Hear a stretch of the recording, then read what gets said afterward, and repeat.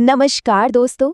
आज हम बात करने वाले हैं राजस्थान के इतिहास के एक ऐसे शूरवीर शासक की जिनकी ताकत की गूंज दिल्ली के तख्त तक को हिला देती थी।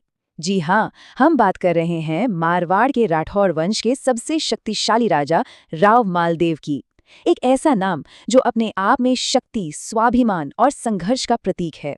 जरा सोचिए, हिंदुस्तान का बादशाह, वो शेर शाह सूरी जिसने हुमायूं जैसे मुगल सम्राट को देश छोड़ने पर मजबूर कर दिया था, वो आखिर ऐसा क्यों कह रहा है? ऐसी कौन सी लड़ाई थी और कौन था वो योद्धा जिसने शेर शाह जैसे ताकतवर शासक को लगभग हरा ही दिया था? बिल्कुल, ये शब्द शेर शाह सूरी के मुंह से निकले थे राव मालदेव और उनके बहादुर सेनापतियों का पराक्रम देखने के बाद। तो चलिए आज इस महान योद्धा की पूरी कहानी को उनके उदय से लेकर उनकी विरासत तक एक एक करके समझते हैं। तो देखिए, आज हम इस पूरी कहानी को कैसे समझेंगे। सबसे पहले हम राव मालदेव के शुरुआती जीवन के बारे में जानेंगे। फिर देखेंगे कि कैसे उन्होंने अपने साम्राज्य को बढ़ाया, और ये हमें ले जाएगा उनके जीवन के सबसे बड़े युद्ध गिरी सुमेल के महासंग्राम तक।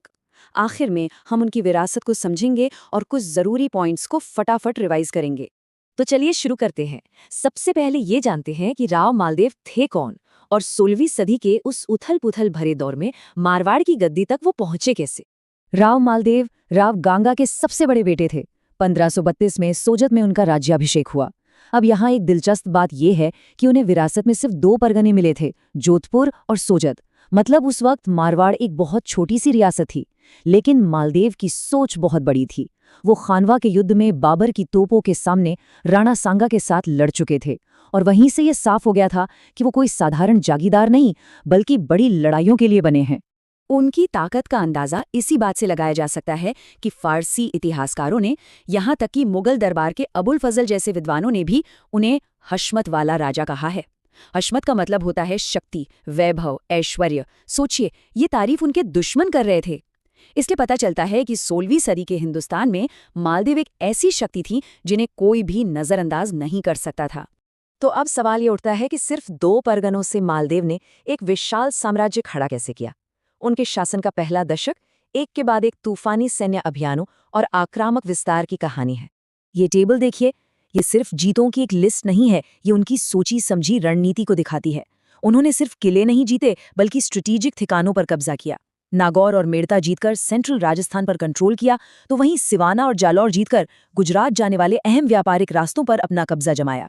हर एक जीत मारवाड़ को और ज्यादा अमीर और ताकतवर बना रही थी।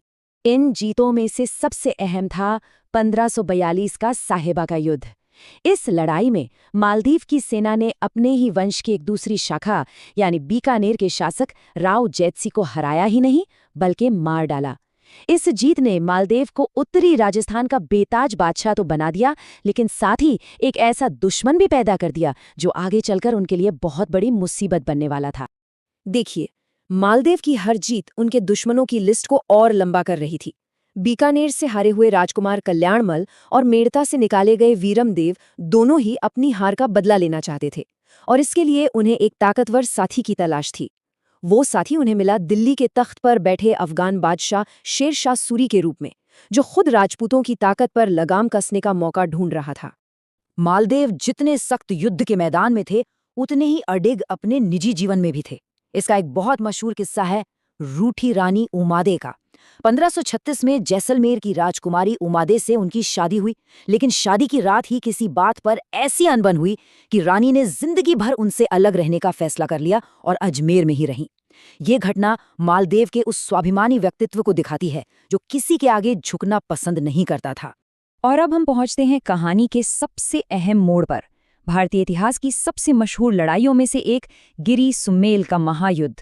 जनवरी 1544 की ये लड़ाई सिर्फ 2 सेनाओं का टकराव नहीं थी, बल्कि ये हिंदुस्तान की बादशाहत के 2 सबसे बड़े दावेदारों के बीच इज्जत और वजूद की जंग थी।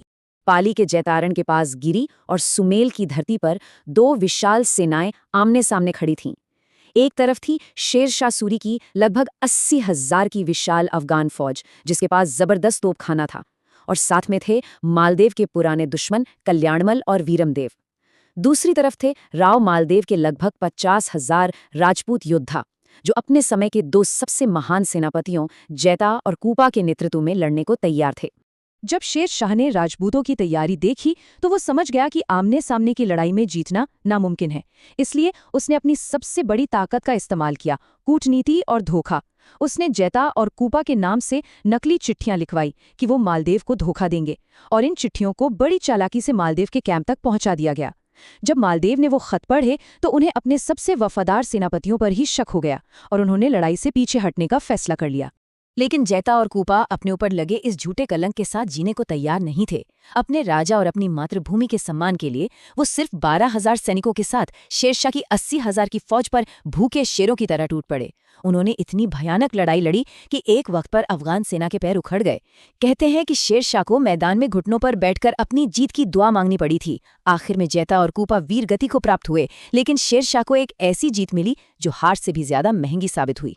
जैता और कूपा की बहादुरी ने शेर शाह को इतना प्रभावित किया कि उसने न सिर्फ बाजरे वाली बात कही, बल्कि ये भी माना कि अगर उसके पास जैता और कूपा जैसे सेनापति होते तो उसे दुनिया में कोई नहीं हरा सकता था।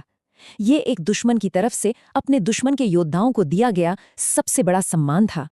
युद्ध का नतीजा मालदेव के लिए बहुत बुरा था। उनकी राजधानी जोधपुर पर शेर शाह का कब्जा हो गया। उन्हें अपने ही राज्य में सिवाना के मजबूत किले में शरण लेनी पड़ी, और उनके पुराने दुश्मन कल्याणमल और वीरम देव शेर शाह की मदद से अपनी अपनी जागीरें वापस पा चुके थे। एक धोखे ने मालदेव के बनाए हुए विशाल साम्राज्य को ताश के पत्तों की तरह बिखेर दिया था। लेकिन कहानी अभी खत्म नहीं हुई है। एक महान योद्धा की पहचान सिर्फ जीत से नहीं होती, बल्कि हार के बाद वो वापसी कैसे करता है उससे होती है, और राव मालदेव की वापसी भी उतनी ही शानदार थी। 1545 में कालिंजर के किले में एक धमाके में शेर शाह की अचानक मौत हो गई। ये मालदेव के लिए एक सुनहरा मौका था। वो सिवाना से निकले और बिजली के रफ्तार से अपने खोए हुए इलाकों जोधपुर, पोकरण, फलोदी पर दोबारा कब्जा कर लिया। 1 साल के अंदर ही मारवाड़ फिर से उनके कब्जे में था, और पहले से भी ज्यादा ताकतवर। ये उनकी जबरदस्त इच्छा शक्ति का सबसे बड़ा सबूत था। मालदेव सिर्फ एक योद्धा ही नहीं थे, वो एक बहुत ही समझदार शासक भी थे। उन्होंने मारवाड़ के सिस्टम में एक बहुत बड़ा बदलाव किया।